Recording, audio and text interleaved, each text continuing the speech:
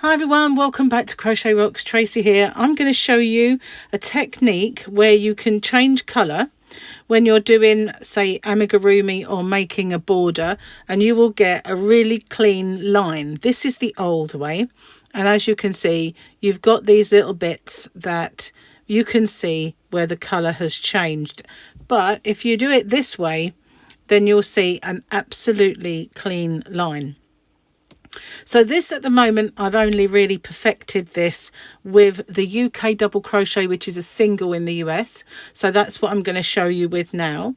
And I've done a few different ways of just to show you how it will look if you do certain things. And I'll tell you that along the way. So if you haven't already, don't forget to hit the subscribe button and the notification bell. And I'm going to show you how to do this. So both these colours are still attached. Now I'm not really concentrating on this edge, although I have been looking at ways to completely disguise your line, your join. I know with amigurumi you can work in a spiral, but when you change colour that will have an effect. So here we are. It is a little bit fiddly, but I'm sure you can do it because I mastered it, and so if I can, you can. Now I'm going to just do a stack rather than a turning chain. I'm not doing turning chains anymore, but I've found that I've done my join, so I'll show you that. Okay, so I'm joining my work just by going through the 2 loops, yarning over, pulling through and pulling through again. And now what I'm going to do is I'm going to go through this front loop only and pull up my yarn and have 2 loops on the hook. Now I want both around my finger the way I normally would hold my yarn, and I want this one at the bottom and the colour I'm changing to at the top. So I'm going to just yarn over and pull through both of those. Now I'm going to go through the 2 loops of the next one as normal, and I'm going to catch this yarn and yarn under and pull up my loop. And with this one I'm going to yarn over and pull it through. Again, in the next one I'm going to insert my hook, yarn under, and sometimes it gets a little bit tangly. Not so much when you haven't got a camera in front of you. That's always in the way. Sorry, I split my yarn there. So didn't do very well there, did I? Because I was talking. But I'm yarning under, catching that one, bringing it through. And now I'm going to yarn over with this one and pull it through. And you can see that you're starting the stitch with this colour. You're ending it with this one on each stitch along. So we're going all the way along, yarning over under as we go on this one. Now I did try and see what it looked like if I yarn over. And what it does is, I'm just going to pull this loop while I show you. It makes the next row that you do have a bump. So you will see this kind of indentation. If you continue using the yarn under all the way, then you get this much straighter effect. But you will get this kind of shaping going on if you change it on the next round. So let's get this back how we had it before. Pull my loop down and I get these over my finger. So I'm in my next one, go through the 2 loops, yarn under with the bottom colour, yarn over with the top colour. And this does make quite a tight border. That's the only thing I will say. It is actually fairly tight. And it's ever so easy though. I like the way it looks. It just brings this to the front. But as you can see, the back of the stitch, it's only really good if you have a definite back, because you will get this line. That's what it will look like at the back. You will get that. So as long as you're working on something where you have a back, you won't see it at all. Okay, so let's carry on. Yarn under this colour, yarn over for this colour. Sorry, I'm hoping I'm not going off camera at all.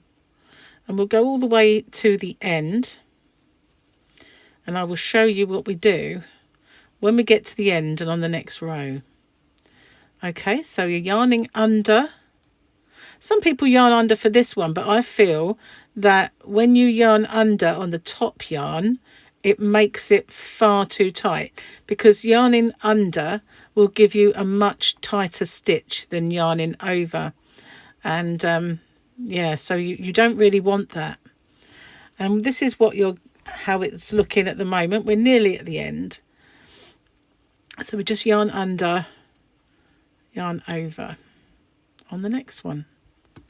Nice and simple. But I do feel that this is a far nicer edge than the traditional join, which is this one here. So you will always see that if you do the traditional one. The only thing I find is it is hard for my tension. I normally have this tension a lot, well, I suppose you could say it's a lot tighter for me. You can see this one is puckering, but it doesn't matter too much. When you pull it through, you've still got it set between the fingers that you normally would do. So it's not too bad. Okay, so we're at the end. Now, as I say, don't worry about the join. This one is a bit tight as I got to the end of the previous row. Okay, so now what we want to join, we're going to drop this old colour and we're just going to join our new. So we're going to go into the 2 loops and join it as we normally would. And there you go, you have a nice change. So in the next round, we now just concentrate on our new colour. I'm going to leave this one because as it is well, a tube, you would be able to carry the yarn with you if you were working on, say, a toy. So now this one that we have gone into, I'm going to insert my hook in the top, in the first one loop only. Okay, and I'm going to yarn under, because if I don't, that will betray me just a little bit. If I start yarning over, it's going to make that bulge, which I don't want. So I'm going to yarn under. I'm going through the 2 loops now.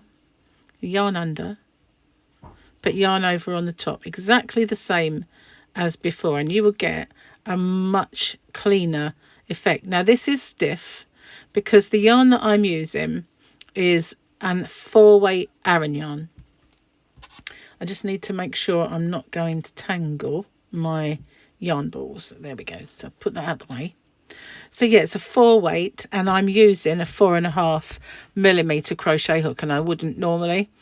But when you make things with amigurumi, then the chances are you use a thinner hook than you normally would for that yarn to make it nice and tight. So that's really how this kind of works up best if you're making amigurumis, or you have like a tube of some sort that you're making. If you're doing a basket, it would be perfect for that if you didn't want to see that kind of join. Now if it is really mega tight, you can just go through the 1 loop on this round. I'm sure that will look just the same, but I don't like to do that because I feel like, well, it's not actually making any difference at all. These 3 stitches, you can see just a little bit at the bottom. So yeah, I prefer to go through both.